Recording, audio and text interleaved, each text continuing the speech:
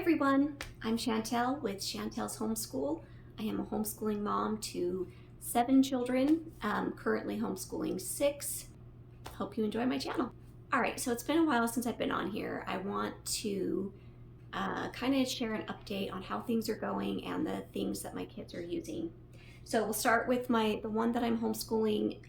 My second oldest, my oldest is on a mission for El Salvador. My second oldest this is his senior year. He's going to be graduating in the next month or so, and he's mostly taking college classes. So I'm just going to show the oldest one that I'm currently homeschooling. That is my 8th grader, and I'm just going to kind of talk about her for just a minute. So first off, we started off the year with The Good and the Beautiful Math 5. She completed 4 last year, and it went pretty well. It wasn't too hard. We did run into some issues about halfway, 3/4 of the way through the book. There just wasn't enough review for her. She needed more, and every day was just a constant battle. So I went ahead and switched her to what my older kids used, my 3 older boys. We went ahead and we switched to Saxon.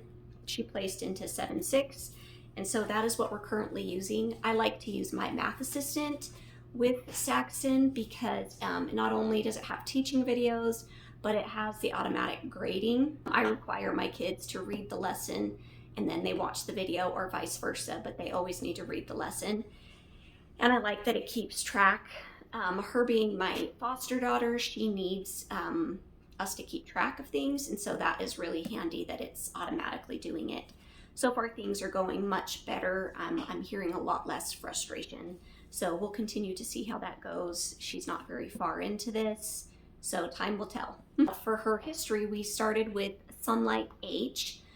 They went ahead and they sent me the guide. I had a lot of the books already, and so she's been working through that.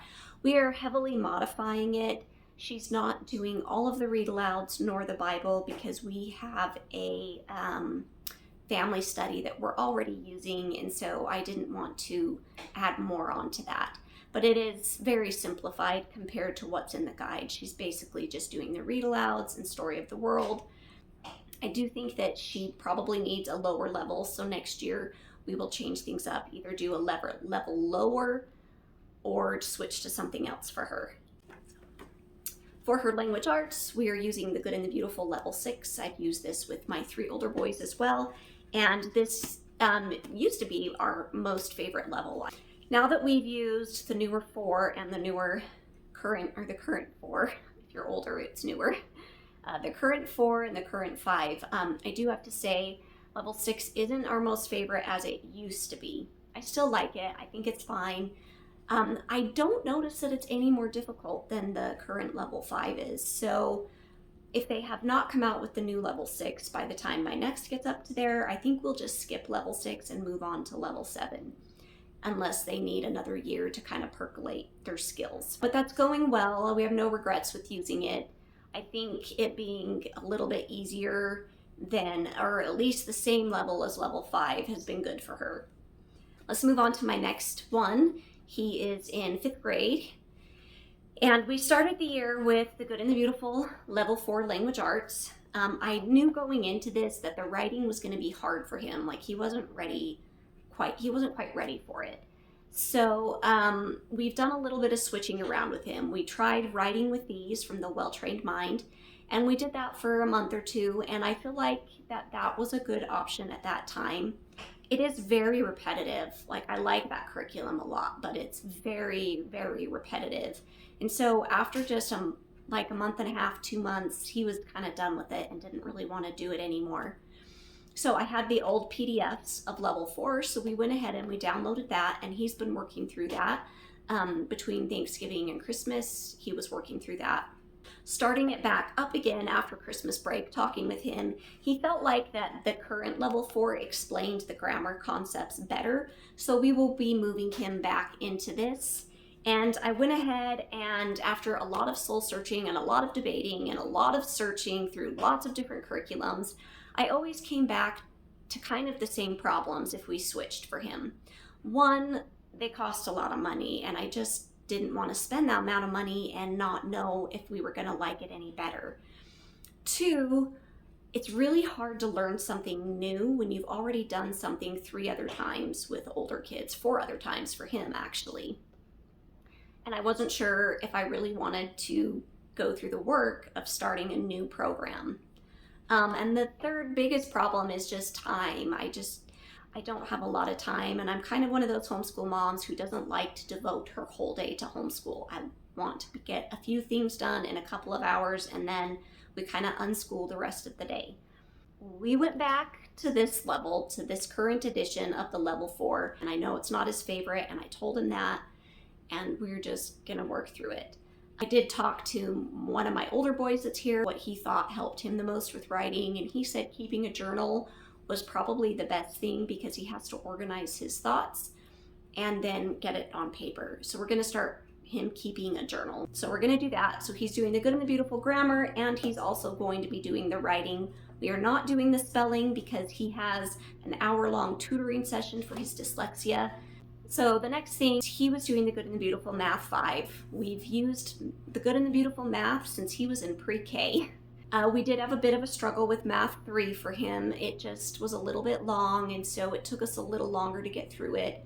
And Math 4, he had to do half lessons. We were able to finish it.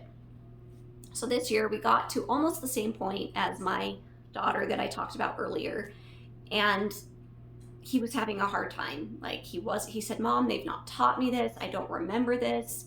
And so it told me that there just wasn't enough review for him either. So we went ahead and switched him to Saxon Math. He also placed into Math 7-6, and he's going to be using my math assistant with that as well. I'm not saying the Good and the Beautiful is not good. I just, for them, I just noticed that they just need a little more review than the Good and the Beautiful Math was getting them. So having had a lot of experience with Saxon with my older 3 kids, that's just what we're moving into. So I already have the books, and it's not something that I have to rebuy. My next child she is in 2nd grade, she's 7. We've been doing the Good and the Beautiful Math, language arts, language arts level 2. She's really been enjoying this. She's reading really well, to be honest. This is way too easy for her in the reading, but she's not that advanced in her writing or her grammar. She's on her grade level for that. Some things I'm skipping, some things are easy. She's already blown through all the booster cards, so we haven't been doing that for over a year. So we will continue using this. She is also using the Good and the Beautiful Math, the Good and the Beautiful Math 2. I really don't have any complaints with this. She loves math. It's working great. I do think maybe in 3rd grade we will switch her to something else, just because I remember how long the 3rd grade math took, and then seeing the pattern with my older 2, I don't foresee us continuing with it. So we will be most likely switching after Math 2. So I'll move on to my last child, and that is, he is using the Good and the Beautiful level 1. He is in 2nd grade, but placed into the Good and the Beautiful level 1, and this is not any too hard for him. It is just perfect. And he's really enjoying it, and I feel like his reading is really going well. Sometimes the lessons are a little long, so we're just modifying a few things, and he's thriving with it. I think more than anything, moms of large families kind of struggle with boredom more than anything, because this isn't my first time through it. It's, my 3rd or my 4th, and some kids 5th time through things, and it can get a little boring for me as a teacher. It's new to them, they enjoy it, but I'm like, I have to teach this again. So sometimes that's a little hard, but we're enjoying it, and he's thriving. With the Good and the Beautiful Math 1, he is still continuing with this, and he is doing really well. Having used this, he's my 4th one to go through, or 3rd. He's my 3rd one to go through this math. And so I've been able to really modify and go through some things and fix some gaps and then from public school last year, I've really been able to hone in on those holes that needed filled just from my experience and everything. So it's actually going really well. Another thing that we do every day with all my kids, and I have done this for 12 years, is extra math. My kids use extra math 3 or 4 times a week, starting with addition and then moving up through multiplication. Often they do it multiple times. I have not found anything better than extra math, something that tailors their addition practice to them and exactly what they need. So on to the family subjects. We started the year with the Good and the Beautiful Science. We really have enjoyed the Good and the Beautiful Science. We've used it for, I don't even know how many years. I don't even know if I can count. We've just used it for a long time, and I've been pretty happy with it. I have been starting to get a little bored last year and then again this year. And so we have added in God's Design through Master Books, and I really enjoy that one too. So we're kind of switching back and forth between the two. And I kind of have the same problem with Master Books. Sometimes I just start getting a little bored with it. And so I think we're just going to go back and forth. There's things that I love about the Good and the Beautiful that is not in God's Design. And there are things that I love in God's Design that are not in the Good and the Beautiful. I think right now for us, just matching up those two is going to work really well for us. The other thing that we are using as a family is Sunlight History. We're doing Course C. I have pretty much the whole family do it that's here. We're doing the read alouds, we're doing the readers, we're following the guide. We do not really do the Bible. I have all the stuff. I thought maybe we would use it, but it's just too hard because there's another study that our church uses that we want to keep using. So we are not using Sunlight's Bible. And we're enjoying it. I mean, it's working really well. I love how easy it is to navigate. And even though it's at a lower level than my 8th grade daughter, I do feel like she's probably picking up the most out of it.